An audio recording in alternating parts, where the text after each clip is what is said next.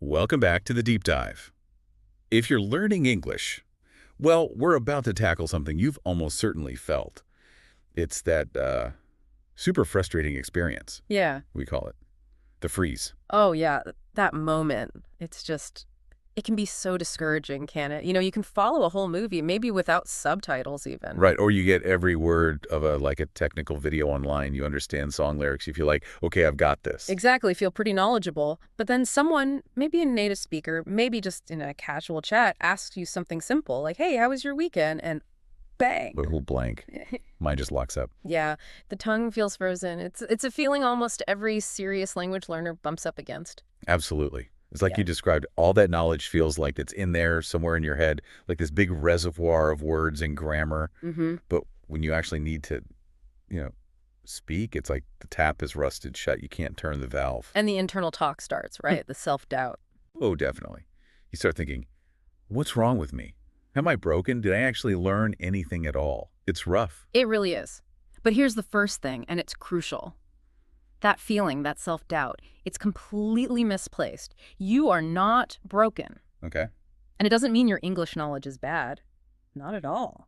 You're just hitting a very, very common stage in learning how to use a language actively. So it's a stage, not a verdict. Exactly.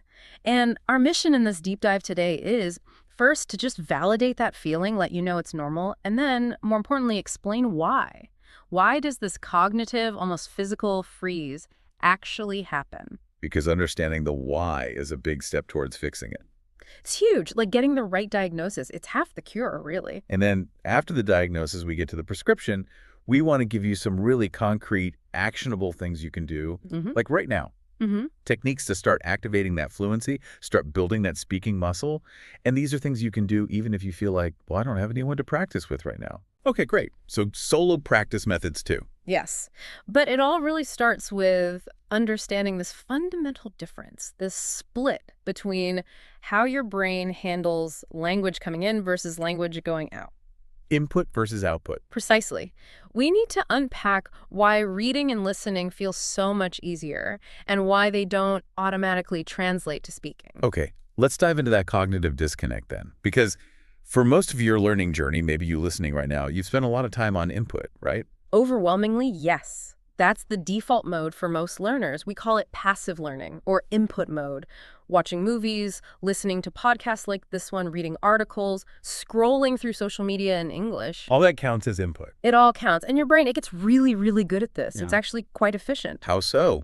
What's happening in there? Well, think about it. When you're in passive mode, your brain is basically running a pattern recognition program. It hears a sound, a word, a phrase, and it quickly scans its memory banks. Does it recognize that pattern? Yes. Okay. It retrieves the meaning, plugs it into the context of the sentence or conversation. Done. So it's like matching. It sees something, finds the match, understands it. Exactly. It's an identification task, like checking a signature against one on file. Is it a match? Yes. Okay, move on. The cognitive load, the amount of brain power needed, is relatively low. It feels smooth. You hear a word, oh yeah, I know that word. You hear sentence structure, yep, got it. Meaning clicks into place. It feels good, rewarding even. Very rewarding, which is why we tend to do a lot of it. But then the conversation starts. Someone asks you a question. And suddenly you have to switch gears. Completely. You have to flip from passive input mode to active production mode, output mode. And that is where the system often jams up. Because the cognitive load doesn't just increase, it skyrockets. Why such a big jump? Because you're not just recognizing anymore, you're generating. You're creating something from essentially a blank slate. And it involves juggling like 4 massive tasks all at the same time, in real time. 4 tasks. Yeah. Okay, now I'm starting to see why my brain might just say nope. Right. It's genuinely demanding. Task 1, lexical selection. Finding the right word. Not just any word, but the one that fits the meaning, the context, the tone you want from potentially thousands you know, instantly. Okay, finding the word. What's next? Task 2, morphological modification. You don't just find the base word like go. You need the right form of the word. Is it go, goes, going, went, gone? You have to figure that out and apply the rule, often before you've even fully locked on to the base word itself. Okay. So it's not just picking run, it's deciding instantly if it should be run, running, or ran. Precisely, in milliseconds. Then task 3, syntactical ordering, arranging the words. You need to build a grammatically correct sentence. Subject, verb, object. Putting them in the right English order, which might be totally different from how your native language works. Okay, word choice, word form, sentence structure was the fourth. The fourth is the physical part, often overlooked. Phonological planning and motor skill activation. This is your brain figuring out the sound sequence and then sending complex signals to your mouth, your tongue, your lips, your vocal cords, coordinating your breathing, all to actually produce those sounds accurately. Wow. Okay, so listening is like proofreading a finished document. Speaking is like being the author, the editor, the typesetter, and the printing press operator all at once with a deadline of right now. That's a fantastic way to put it, yes. The brain's been trained for the proofreading part, understanding, but not necessarily for the whole complex, high-speed manufacturing process of production. This really clicks. It brings us to that idea you mentioned. Speaking isn't just mental, it's physical, a muscle skill. It absolutely is. Profoundly physical. You've trained your ears, your auditory cortex, your comprehension pathways. But have you trained the actual muscles involved in speaking? The tongue, the soft palate, the lips, even the diaphragm for breath control. Probably not nearly as much. And that's such a key point because it shifts the blame, doesn't it? Yeah. It's not about being bad at English or not smart enough. It's about which skills you've actually practiced. Exactly. If you've only done half the training regimen, the mental input part, you can't expect the other half, the physical output part, to just magically work under pressure. Can we use that swimming analogy? I found that really helpful. Yeah, let's do that. Sure. Imagine you decide you want to learn to swim. You're really dedicated. So you spend, say, a year doing nothing but studying swimming. Okay, watching videos of Olympic swimmers, reading books on fluid dynamics, analyzing stroke techniques. You watch swimmers at the pool every single day. You can spot a flaw in someone's kick from 50 yards away. Mastered the input. I'd feel like a swimming expert, theoretically. Totally. But then day one, you actually jump into the deep end of the pool. What happens? I sink. Or splash around uselessly. Right. You sink. Not because you didn't watch carefully enough. Not because you don't know how to swim in theory. You sink because your body hasn't learned. Your muscles, your lungs, your nerves. Yeah. They haven't practiced the physical act of coordinating all those movements in the water in real time. The knowledge is there, but the skill, the physical execution, isn't. Precisely. So when you struggle to speak English, it doesn't mean your underlying knowledge is poor. It just means you've built the watching swimming part, the comprehension. Now you need to start doing the actual swimming, the speaking practice. You need to train the other half of the skill. Okay, so we've got the cognitive load issue, the input versus output imbalance, the lack of muscle training. But there's another huge piece, isn't there? The emotional side. Oh, absolutely. We can talk about the mechanics all day, but if we don't address the psychological barrier, we're missing maybe the biggest obstacle for many learners. We call it the invisible wall of fear. Right. And this is where I think learners often misdiagnose things. You might say, I'm scared of speaking English. But like we said, if you can happily watch a complex movie or read a dense article in English, you're probably not actually scared of the language itself. Exactly. What you're really scared of, deep down, is judgment. Ah, judgment. Yeah. The fear of making mistakes, the fear of sounding stupid or awkward, worrying about your accent, the fear that people might laugh or get impatient or ask you to repeat yourself because they didn't understand. That feels very real, that social anxiety. It's incredibly real. It's wired deep into us, the fear of social rejection or embarrassment. And when your brain senses that potential threat, what's its default protection strategy? Avoidance. Silence. Silence, exactly.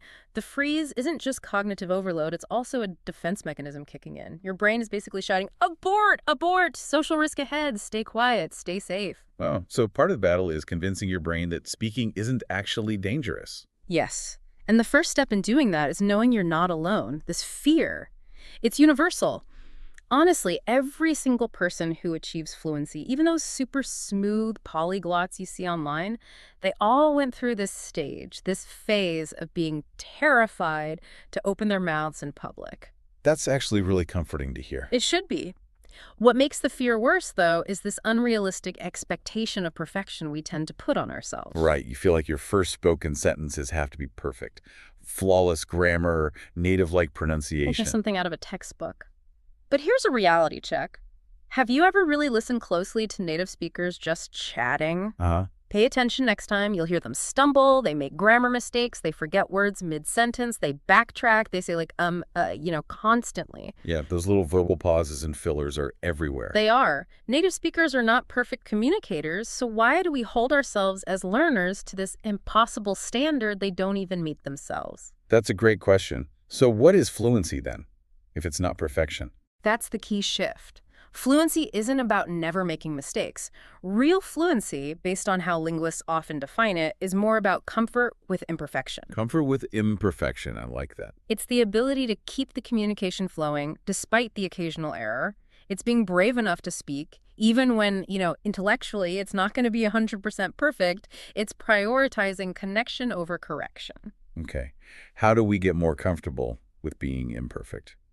We need to adopt what I like to call the baby mindset. Think about a toddler learning to talk. Okay. They babble, they make sounds, they point, they try words. They make literally thousands of mistakes. Utter nonsense comes out half the time. Right. Goo goo ga isn't exactly Shakespeare. Not quite. But do the parents correct their grammar? Do they laugh at the baby for mispronouncing water? No, of course not. They encourage them. They celebrate the attempts. Exactly. And crucially, the baby never thinks, oh gosh, that was embarrassing, I should stop trying. They just keep going. Every single attempt, every mistake is actually building the pathways in their brain. They're actively practicing output constantly. Because they care about communicating, Yeah, getting milk, getting attention, not about being grammatically perfect. precisely. And that is the mindset shift you need to make right now. Stop telling yourself, I need to speak perfectly. It's paralyzing. So what's the replacement thought?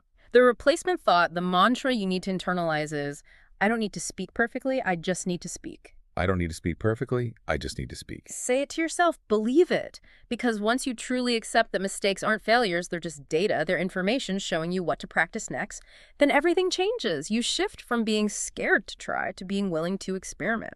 Okay. Accepting imperfection, adopting the baby mindset.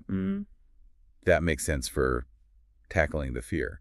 But it also connects back to the practical side, right? Avoiding the trap of just sticking with what's easy. Exactly. This ties directly into what we call the comfort zone trap. It's a huge behavioral pitfall, especially for learners who are actually quite motivated. How does that work? Well, you want to improve your English, so you decide to put in the hours. And what feels productive, watching English TV shows, listening to podcasts, reading news sites. All the input activities we talked about. Right, and they feel good. They feel productive because you're understanding things, you're learning new words passively. Your brain loves this stuff because it's relatively low effort and gives you that constant hit of, yes, I understand this. It's comfortable. Very comfortable. But the skill you actually need to build speaking feels uncomfortable. It feels risky, effortful. So what does the brain naturally do? It avoids the discomfort. It steers you back towards more passive listening or reading. Precisely. You end up spending hours and hours in input mode, feeling like you're making progress, while actively awaiting the one activity speaking that will actually move the needle on your fluency. It's like wanting to get fit by only watching exercise videos instead of actually exercising. Perfect analogy again. Listening builds potential. It fills your vocabulary tank. But potential energy doesn't do anything until you convert it to kinetic energy. You have to use the vocabulary, actively retrieve it, put it into sentences, and say it out loud. So we need to consciously break that pattern.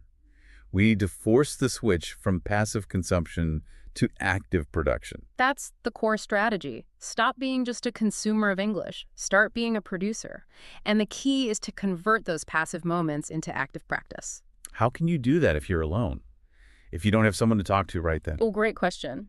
You don't need a partner to start. Take whatever you're already consuming. Let's say you just watched a 5-minute YouTube video in English. Okay. Instead of just clicking on the next video, pause right then and there and try to summarize out loud what you just watched. Out loud, even if nobody's listening. Especially if nobody's listening. That removes the pressure. But the crucial part is summarize it in your own words. Don't just try to parrot back phrases you heard. Reconstruct the ideas using the vocabulary and grammar you can access right now. Even if it sounds clunky or simple. Yes. It doesn't matter if it's messy. The goal isn't a perfect summary. The goal is forcing your brain to go through that entire active production cycle. Finding words, structuring sentences, saying them, you're practicing the process. Okay, summarizing videos, what else? Or take podcasts, maybe even this one. If we say something that makes you think or that you agree or disagree with, Mm-hmm. don't just nod or shake your head internally. Pause the audio and literally talk back to us. Formulate a response out loud. Pretend you're in the conversation. Well, actually, I think. Or, yeah, that reminds me of... Okay, arguing with the podcast. I can do that. Do it. It forces your brain to engage. You're building that bridge between the knowledge you have stored from listening and the skill of retrieving and using it, speaking. You turn every listening session into a mini speaking rehearsal. And those rehearsals add up. They add up incredibly fast. This simple habit of converting input to output will likely accelerate your speaking progress more than almost anything else you can do passively. All right, so we understand the why, the cognitive load, the muscle skill gap, the fear, the passive trap. And we have the mindset shift. Embrace imperfection. Just speak. Now let's get really practical. What are some specific techniques listeners can use starting today to actively train those speaking muscles, especially if they're practicing alone? Okay, yeah. Let's lay out 5 really powerful, actionable techniques. These are designed to build that muscle memory, automate the production process, and just lower the barrier to speaking when you do get into a real conversation. Perfect. Let's hear technique number 1. Technique 1, talk to yourself in English. Okay, like literally narrate my life. Pretty much. It sounds simple, maybe even a bit strange, but it's incredibly effective. The goal is to make English the language of your internal and slightly external monologue. So as I'm making coffee. You say out loud, okay, I'm getting the coffee beans, need to grind these, where's the filter? When you're getting dressed, should I wear the blue shirt? No, maybe the gray one, it looks like it might rain.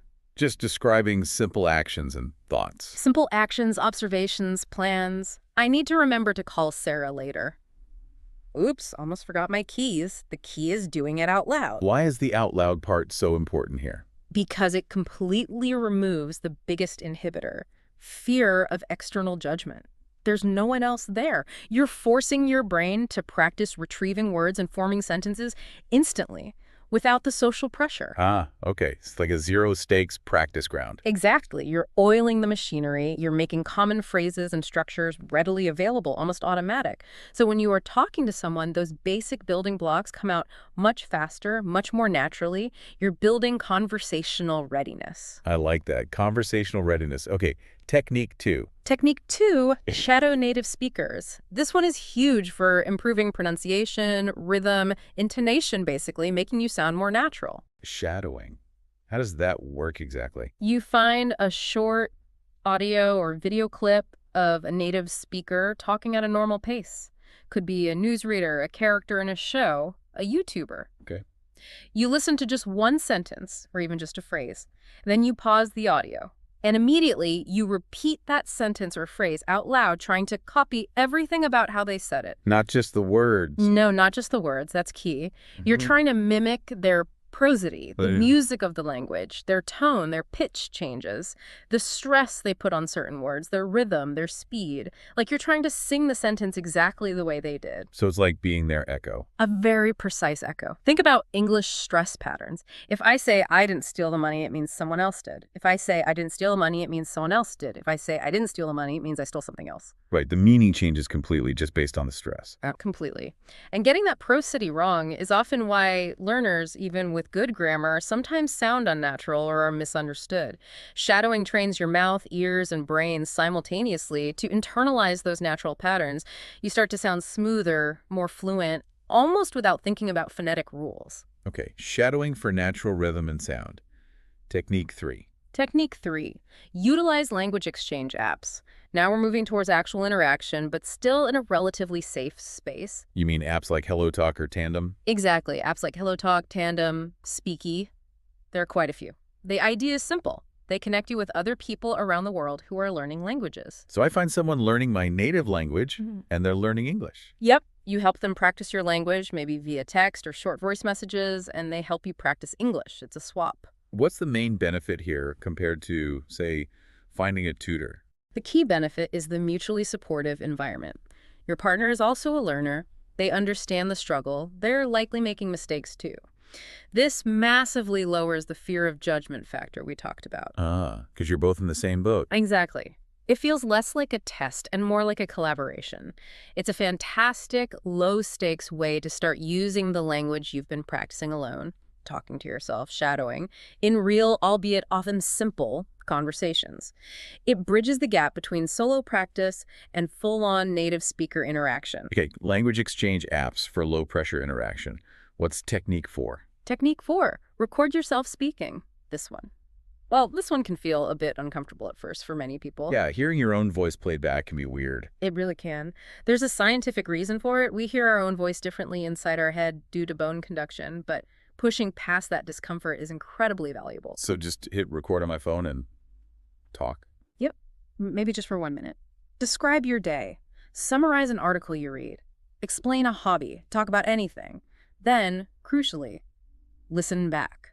Why is listening back so powerful, even if it's uncomfortable? Because it gives you objective feedback. When you're speaking, your brain is juggling so many tasks, like we discussed, that you simply cannot accurately monitor your own output in real time. You don't hear the small pronunciation errors, the awkward pauses, the repetitive filler words. But the recording doesn't lie. The recording doesn't lie. You can suddenly hear things clearly. Oh, I always pronounce the sound wrong. Wow, I pause a lot there. My intonation sounds really flat. It allows you to pinpoint specific areas to work on. So it's like being your own coach. Exactly. But maybe even more importantly, it allows you to hear your progress. Save those recordings. Listen back to one from a month ago or 3 months ago.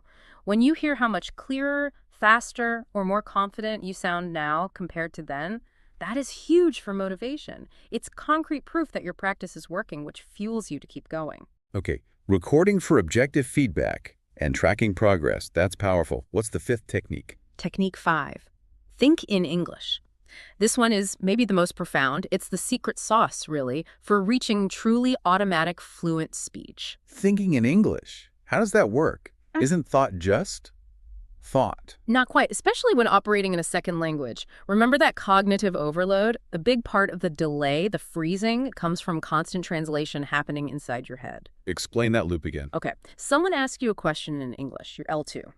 Step 1.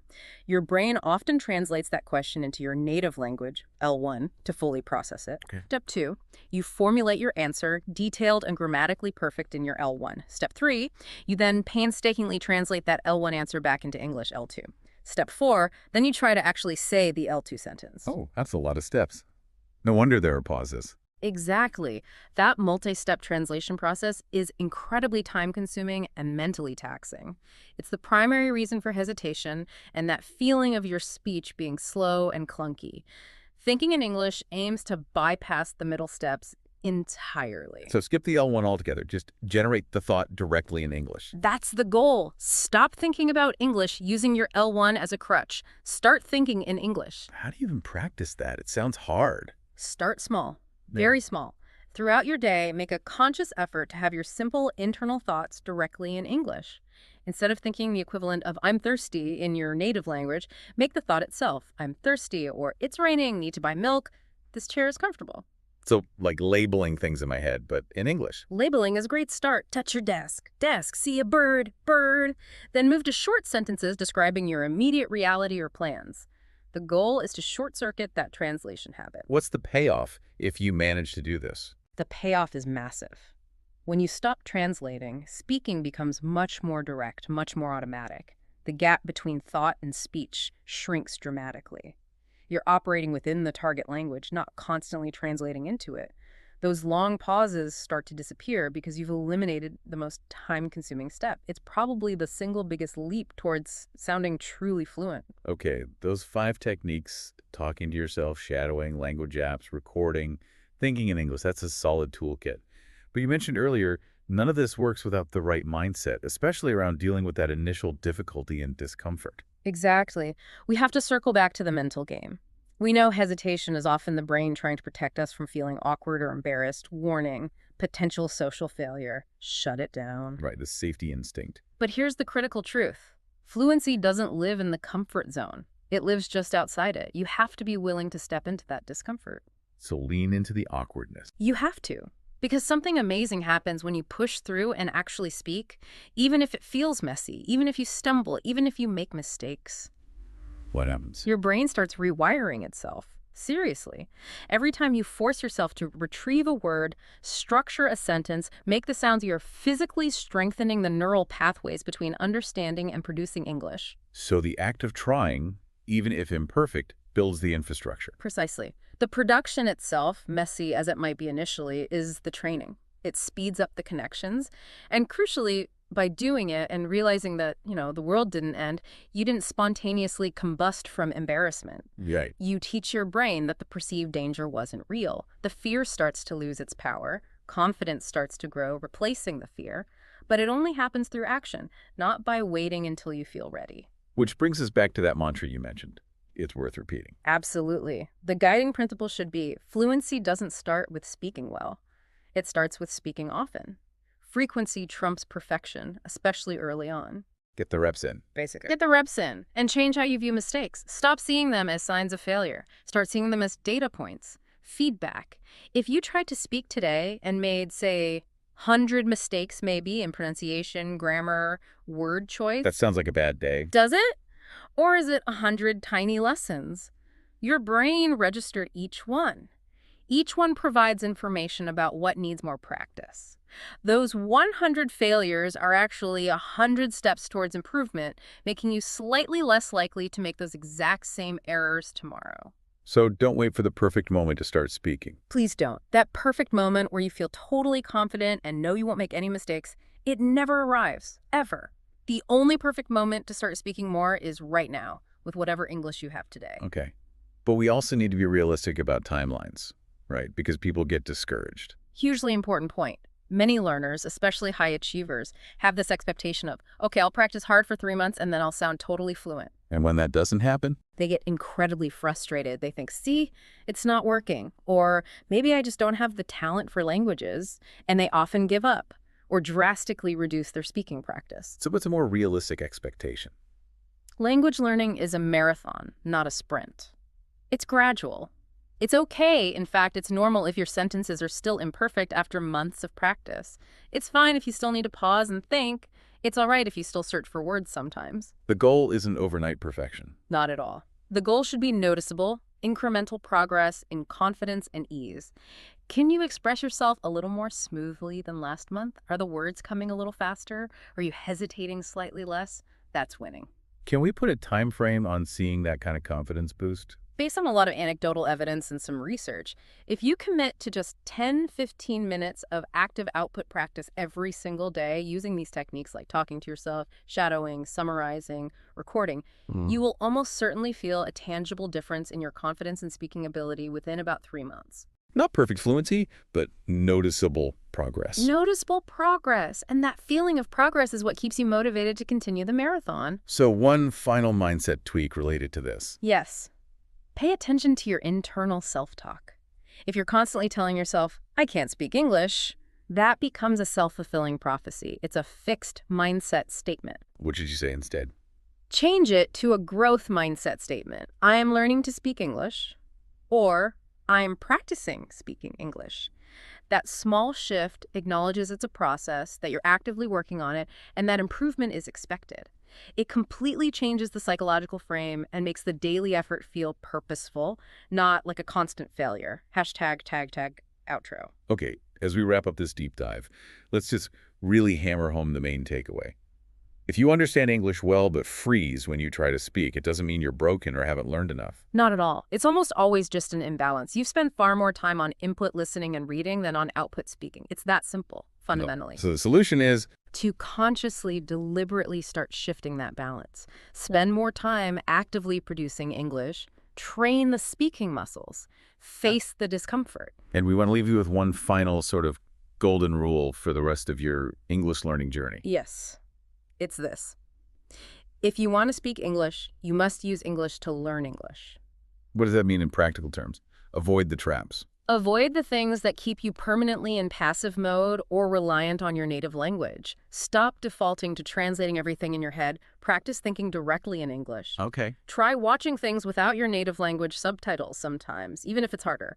Push yourself to rely on the English audio and context. And grammar. Don't just study grammar rules like abstract math problems. Learn a rule, then immediately try to use it. Make spoken sentences with it. Apply it actively. So make English less like a school subject and more like a tool you're actually using daily. Exactly. It needs to become part of your life, not just a 30-minute study session.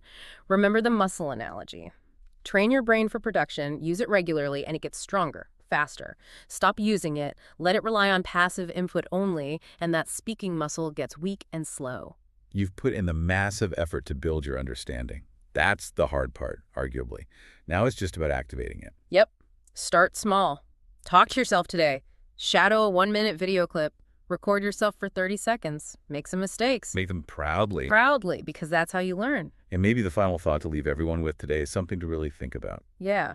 Think about this. Fluency, real conversational ability, it doesn't primarily come to the people who are the smartest in a traditional sense, the ones who can memorize the most vocabulary or grammar tests. Who does it come to then? It comes to the bravest ones, the ones who are willing to feel awkward, to make mistakes, to sound imperfect, but who keep showing up and keep trying to communicate anyway, the ones who prioritize participation over perfection. Be brave. Speak often, not perfectly. That's the heart of it. Go out there and make some wonderfully messy, productive English sounds today. You really can do this. You absolutely can. Start talking. Thanks for joining us on The Deep Dive. We'll catch you next time.